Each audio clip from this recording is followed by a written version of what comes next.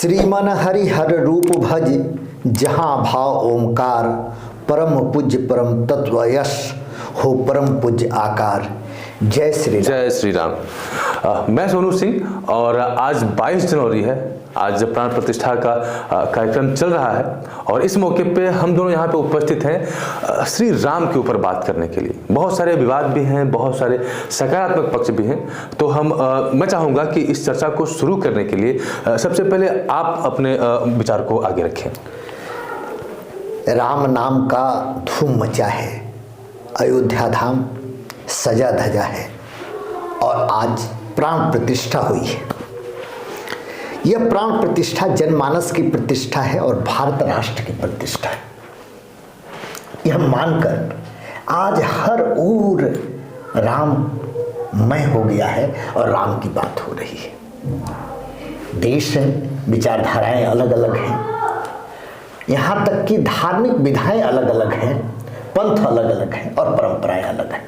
फिर भी राममय हो जाना भारत का, मुझे लगता है कि युवा भारत में एक नए युग का उदय है और मैं चाहता हूं कि एक युवा नजरिए से आप भी इसको देखते हैं और क्या फील कर रहे हैं, इस पे थोड़ी बात करें। सबसे पहले तो मैं ये मानता हूं कि अगर आप पूरी दुनिया में किसी भी धार्मिक जगह को देखेंगे तो उसके निर्माण की सिर्फ एक ही प्रक्रिया रही है। जो जितना पावरफुल रहा उसने अपने धर्म को उतना आगे बढ़ाया, अपने धार्मिक जगह को उतना बेहतरीन तरीके से उसने बनाने की कोशिश की। लेकिन राम के लिए इससे आदर्श स्थिति और नहीं हो सकती है कि हिंदू बाहुल्य देश में हमने 500 सालों तक इंतजार किया और जब फैसला आया तो पूरा जो साइंटिफिक एविडेंस निकल के आया उसके आधार पर फैसला था। कई बार फैसले को लोग चुनौती भी देते हैं और उसके पीछे उनका आधार होता है, लेकिन ये जो फैसला आया था राम मंदिर के पक्ष में, वो जो खंडपीठ वहां पर थी 5 जजों की बेंच थी और 5-0 से फैसला आया था और जिसमें सारे धर्मों के मानने वाले जज थे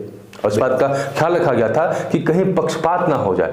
तो बहुत सारे ऐसे नेता थे जिनको धर्म और जाति के नाम पे, मजहब के नाम पे लोगों को मैनिपुलेट करना होता, उन्होंने बहुत सारी दलीलें दी, लेकिन जो फैसला आया था वो अपने आप में ऐतिहासिक था क्योंकि 5-0 से था। अगर आप 2-3 से फैसला आता, 4-1 से फैसला आता तो कहीं आप ये कह सकते थे कि नहीं किसी खास धर्म के लोग ज्यादा थे और इसलिए इस तरह का फैसला आ गया।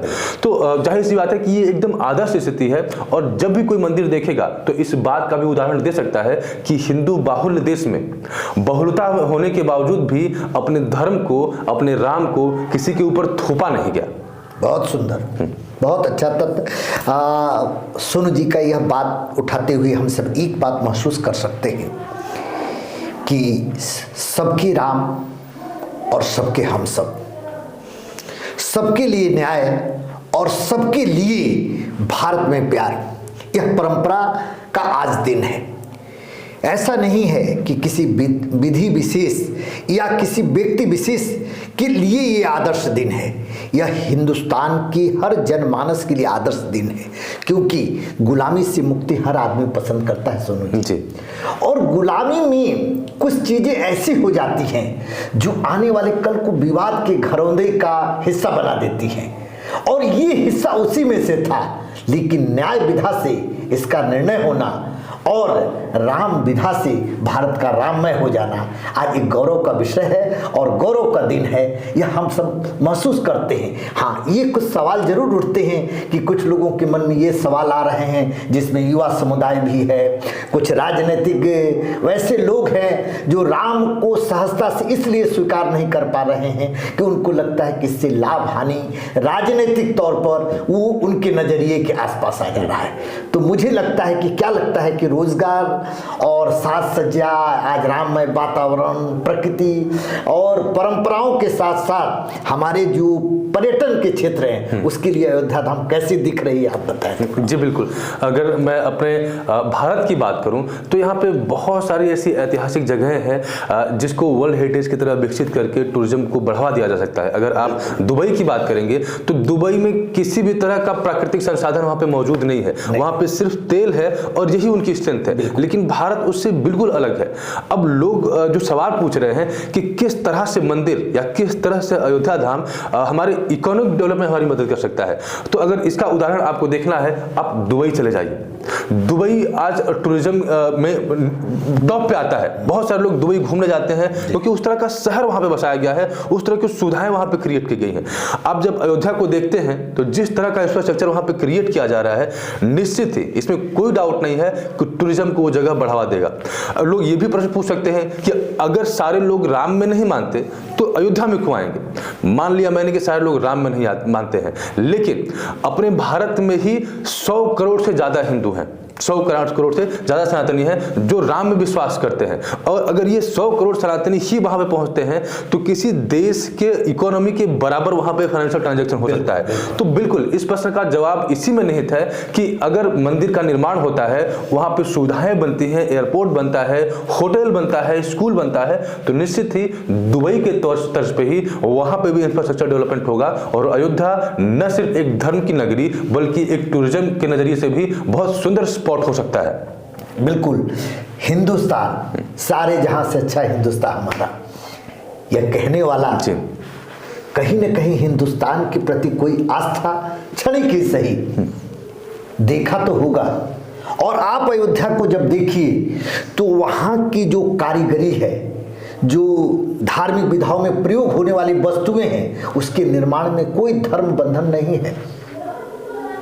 मूर्तिकार, यहाँ तक कि पूजा की सामग्रियां, जो ये दुपट्टे, इन सब चीजों में सभी समुदाय के लोग लगे हुए हैं जिनको रोजगार की जरूरत है। तो रोजगार बहुत बड़ा विषय नहीं है। विषय ये है कि रोजगार पाने वाले के मन में कोई कुंठा ना हो, उन्हें कमाने की चेष्टा हो। तो अयोध्या में वो राम की आस्था और धार्मिक विधा से हट करके भी अपने कर्म भाव से, पर्यटन से होने वाले लाभ का हिस्सा हो जाएंगे। इसके बाद हम सब एक चीज बहुत साफ सुथरे तौर पे कहना चाहेंगे कि आज हम हेलो मित्र के प्लेटफॉर्म पर हैं।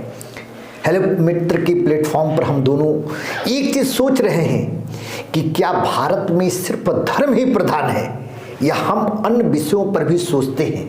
तो सुन, वो वैज्ञानिक तथ्य से अगर माना जाए तो ये पुरातन विभागों की जो कार्यकाल होते हैं, पुरातन विभाग से जो यादगारें जुड़ती हैं, आने वाला कल, भौगोलिक स्थिति उस दृष्टि को देखता है, तो क्या लगता है कि ये हजारों वर्ष के लिए जो मंदिर का निर्माण हो रहा है, इसकी आयु हजारों वर्ष की है, तो क्या लगता है कि हमारा आने वाला कल इसे याद कैसे करेगा। आप अयोध्या को देख रहे हैं और उसको समझ रहे हैं, कैसे बताएंगे कि ये मंदिर अद्भुत है, अविस्मरणीय है, यादगार है। तो आखिर यादगार है तो 1000 वर्षों की परिकल्पना आज है, तो युवाओं का 1000 वर्ष कैसा स्वर्णिम होगा, इस पे आप कुछ देखिए। किसी भी सोसाइटी, किसी भी समाज के विकास के लिए ये बहुत जरूरी होता है कि हम किस विचारधारा को फॉलो करते हैं। बिल्कुल बिल्कुल। राम एक ऐसा चरित्र है जो अगर इस हिंदू धर्म में आस्था नहीं भी रखता है तो उस चरित्र को पूछता है। बहुत सुंदर। और किसी भी सोसाइटी में आए दिन हम देखते हैं, हम एपीजे अब्दुल कलाम की बातें करते हैं, हम सुभाष चंद्र बोस की बात करते हैं, और किसी भी धर्म का मानने वाला व्यक्ति हो उनके भगवान के बराबर ही दर्जा देता है। राम हमारे वैसे ही चरित्र हैं।